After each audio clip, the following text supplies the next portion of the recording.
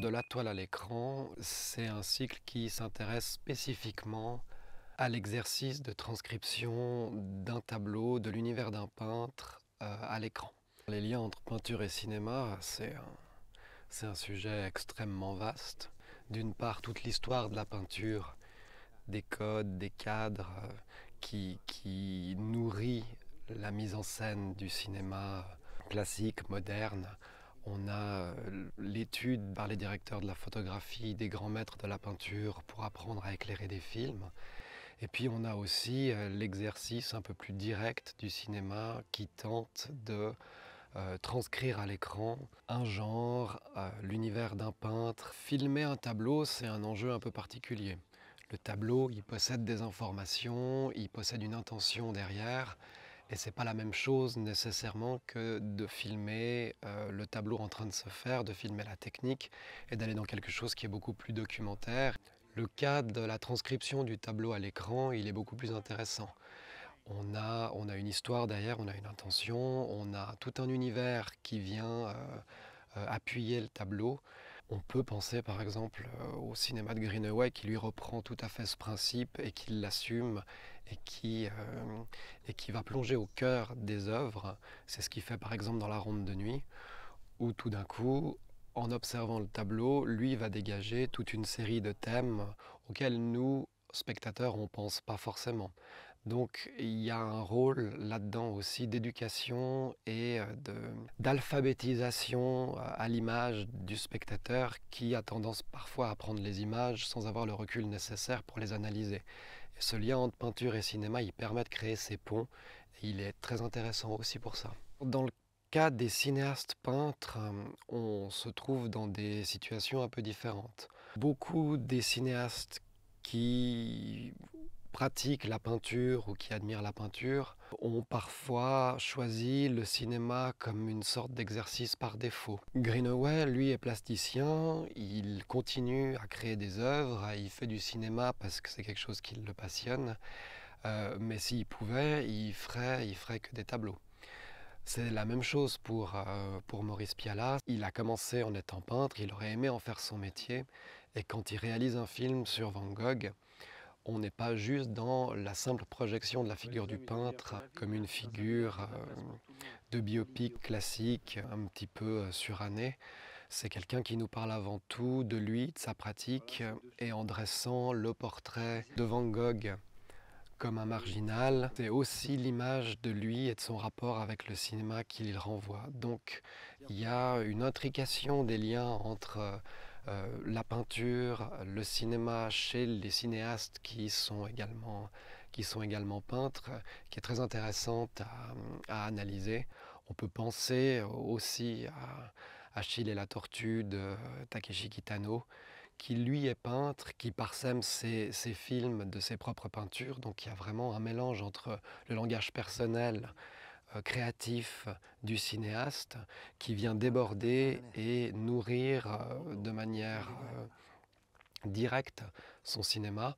Donc ces cinéastes peintres, ils ont une place très particulière dans cette manière d'analyser la peinture et de tenter de se l'approprier ou en tout cas de créer des ponts entre le langage du cinéma et celui de la peinture.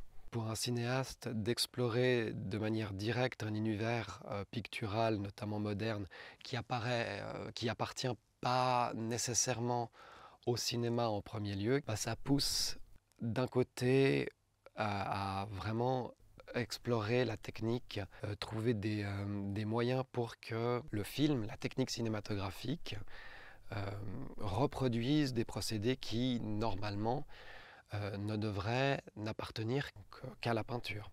C'est aussi quelque chose qui est récemment facilité par tout le numérique. C'est le cas dans des films comme Shirley, Vision of Reality, comme Le Moulin à la Croix. C'est des techniques qui sont utilisées par Raoul Ruiz, par Peter Greenaway. Et donc cette construction de l'image, elle est aussi importante dans le cinéma moderne et les cinéastes rechignent absolument pas à s'approprier tout ce que le numérique peut permettre pour faire évoluer leurs médias et le pousser un peu plus loin en termes de langage. En termes de nouveau langage, quand on va dans le cinéma, celui qui l'affirme le plus clairement et qui en a fait l'enjeu de son cinéma, c'est Peter Greenaway.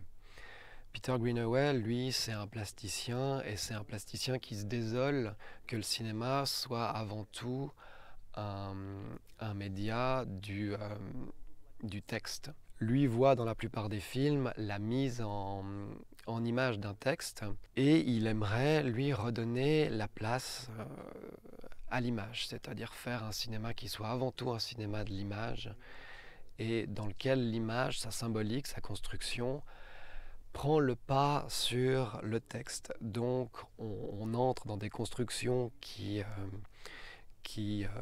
reprennent vraiment toute la dimension très travaillée d'un tableau, une mise en scène très poussée, un éclairage, mais aussi tout un sous-texte comme il existe dans les tableaux, une symbolique, un langage, une analyse à avoir, et qui finalement signifie qu'on s'éloigne d'un cinéma du texte, d'un cinéma de la causalité qu'on peut trouver à Hollywood, et qui fait que un film comme La Ronde de Nuit, un film comme Goldzius et la Compagnie du Pélican vont puiser à fond dans cette recherche, dans cette mise en scène, dans cette convocation de la peinture pour donner naissance à quelque chose qui n'appartiendrait qu'au cinéma en termes d'image pure.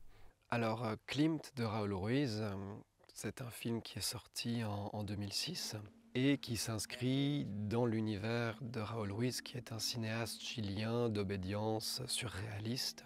C'est un postulat assez intéressant puisque, sous couvert de plonger dans la vie de Klimt, Ruiz évite les poncifs du biopic. D'ailleurs, Malkovich, qui incarne Klimt, est quelqu'un qui refuse de jouer dans des biopics. Donc il y a bien derrière le titre et le personnage principal du film un enjeu qui est totalement différent. Il y a celui déjà d'entrer dans sa peinture et à travers sa peinture de dresser le portrait d'une certaine époque. Le miroir qui explose, les miroirs qu'on voit éclater partout, les plans de Klimt à l'envers, disloqués, c'est la mise en scène justement de ce kaléidoscope qui est en train de se mettre en place. Cet éclatement, il est l'image d'une époque. Il est l'image de cette sécession viennoise qui va révolutionner la peinture en Autriche au début du XXe siècle.